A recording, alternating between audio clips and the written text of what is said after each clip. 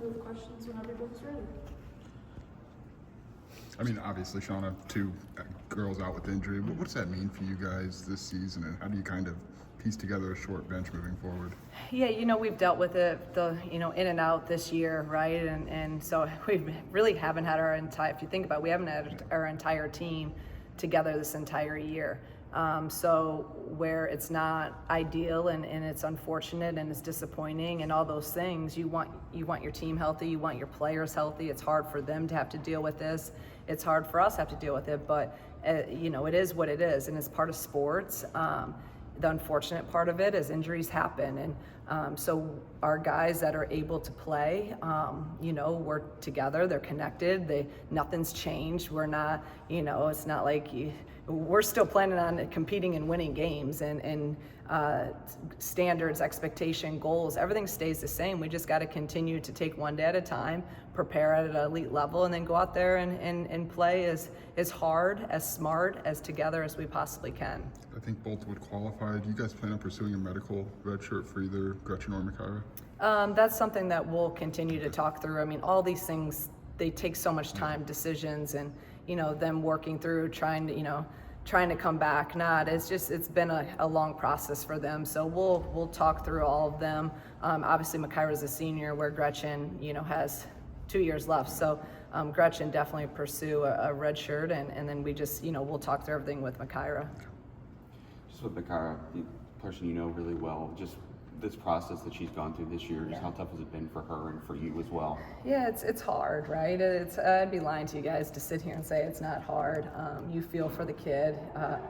They've done so much, both of them. They're competitors. They wanna play and help your team, and just it's always just a hard thing to navigate. So you feel for them. You just want to be there to support them, and to help them get through this. And then I got to be there for our team that is still playing and continue to instill in them the belief and the confidence, and give them the right tools for us to go out there and have success.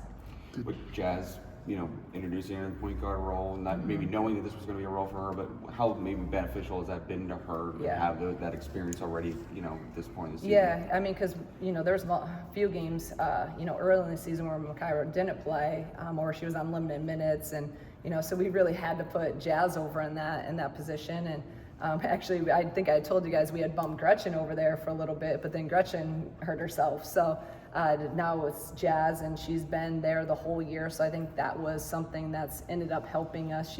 Every game she looks more comfortable playing that, to help Jen out. And then obviously using Corey, in spot minutes there. So you got to do what you got to do at this point. It's not like we have, 20 people on the bench that you can put in there. So you gotta figure it out, and just really proud of Jazz for stepping up and be willing to do whatever she needs to do to help this team.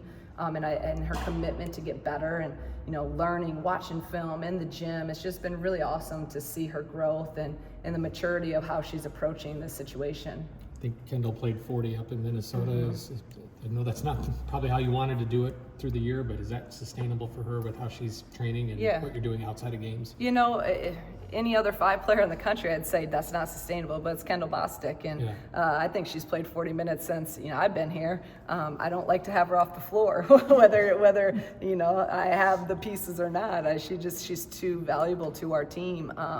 But I do, I know as Haven continues to make progress and in practice. I mean, it's hard. Being a freshman post player is hard. But I'm really liking her progression, and I gotta figure out when I could even get Haven in maybe a minute here or there to even spot Kendall or move Kendall to the 4 and get Bryn a break.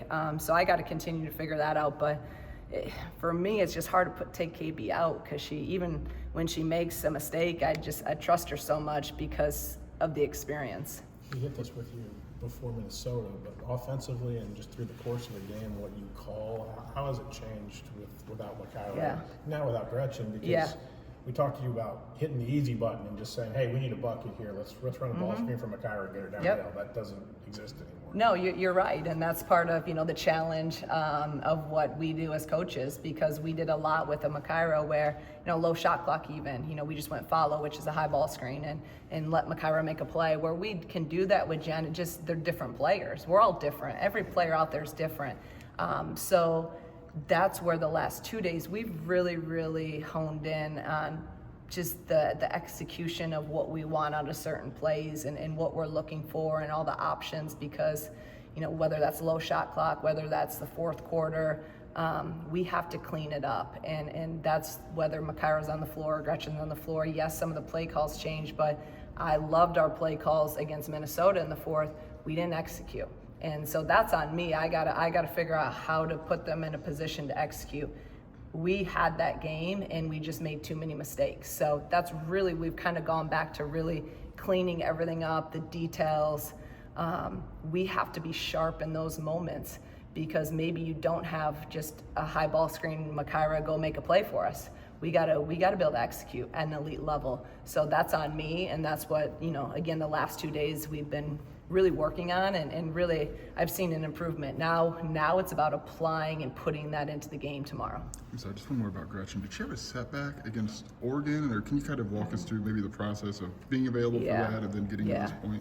It's been, she's dealt with some just knee stuff kind of really her whole career, and then she tweaked it and hurt it in Oregon State. Okay. And that's why she didn't play. That next game, I think we held her out. Kentucky, she played, but was not.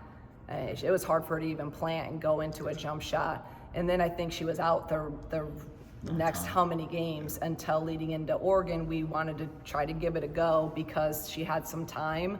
And for the outsider and for all of us, you're like, well, she dropped 13 points, and she was huge, but was playing. It wasn't healthy, and she went through that decision with her family and all of us, and you got to do the best thing for these kids and their health. That's the number one thing. We want to win basketball games, but their health is the most important. And where it sucks and no one likes it, for us, the health is always going to be the number one thing for our student athletes, and I'll figure everything else out. I just want them to be okay, and hopefully she recovers and comes back, and she's going to have an unbelievable career here. I mean, she's an elite player, she's an elite worker, and it would have killed her too if she wasn't. She's the type of player that she doesn't know 50%. She doesn't know, okay, I'm not going to be able to practice, but I'm going to go and try to play a game. That's not fair for her either. So whether, it's a hard decision, but the best decision. And this might be a dumb question, but Erica's here, Sierra's on the way. Assume the answer is no, because it's a kind of a tough position, but just given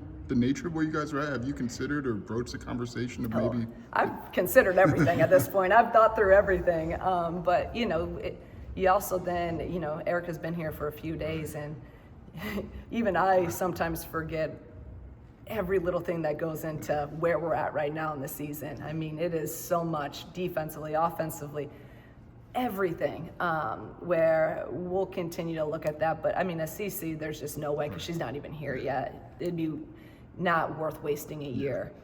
Erica, you still kind of see, but you're kind of pushing that time where, is it worth burning a year or not? But yeah, definitely I've looked and thought about every single possibility. In years past, before we got here, players were added semester from other sports just for an extra body,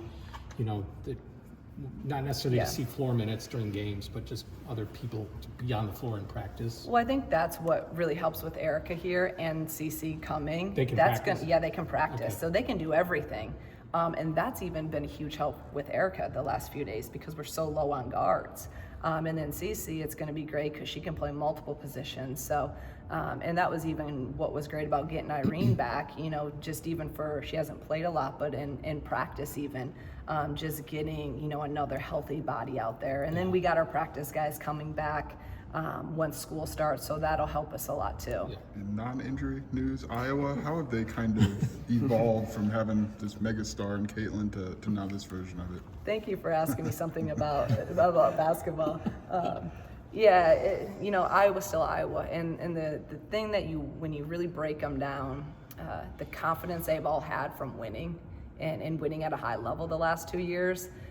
They just insert new people in there. They have a good core of freshmen, and they have a good core of returners that just know how to play the game the right way, and they have an extreme amount of confidence. They believe they're going to win every time out there. So yes, you take Caitlin Clark out. Now they're wanting to go and play inside out a little bit more, where last year it was more outside in. So they want that ball inside to Stolke, O'Grady. They got a freshman that's a nice post player. And then they got Lucy Olson, who obviously is not too shabby of a player either, the second leading scorer in the country last year. So they have her out there, obviously way different than Caitlin Clark, but really capable of taking a game over. So they're just a really solid, confident program that plays basketball really, really hard, and they play it really, really together. Do you see fingerprints of Jan on that in a way that's different than how Lisa was running it? I think just the whole, I want to get the ball inside and then we'll play inside out. Jan's obviously one of the best post coaches, at least in my mind, in the women's game. She's done an unbelievable job. Those post players are just, they've all been elite footwork, elite finishers. So yeah, you can kind of see that a little bit more, where Lisa was like, they're still going to shoot a lot of threes, but it was definitely more, let's shoot that three and then we'll figure out with Stolke and their big guys inside, which obviously they've always had that presence even when Lisa was a coach. So you see kind of her fingerprints on it, but then you see obviously what Lisa's created there in that program. It's a different team, but Lucy, obviously you guarded last year in the WBB championship game. Sorry. Yeah. Can you take anything away from that? What you were able to do against her in that game? I do think that I think Dell especially can take confidence away that she guarded her, 40 minutes last year and did a really good job, especially in that second half. I think she learned a lot from that game. So we're using that now. Obviously, it's a different system, but it's still, she's the same player. She can score at all three levels. She's their kind of head the snake. Everything runs, through her, and when they need a bucket, they're going to go to her. Or they're going to go inside. So we want to take that confidence we had from doing a really good job on her last year into tomorrow night. With obviously Dell will start on her, and then we'll have Jazz guard her at times as well. Corey, how's her development, and how big can she be for the remainder of this season? Yeah, this is a positive, right? When you're looking at some of these injuries and some of the tough, situations we've had to deal with, is, other guys get opportunity, and what are they going to do with them? So it has to kind of expedite their growth and their learning curve. When you talk about a Corey, when you talk about a Jazz, when you talk about a Barry, they're now having to do and play a lot more. So you got to look at that as a great opportunity for them and their growth, and they're going to be able to play through more mistakes. They're going to get a ton more minutes and experience. So I think Corey, I'm really happy with her. Even in the last 3 weeks, probably right before Christmas, I thought she's just been, she's been practicing at a different level.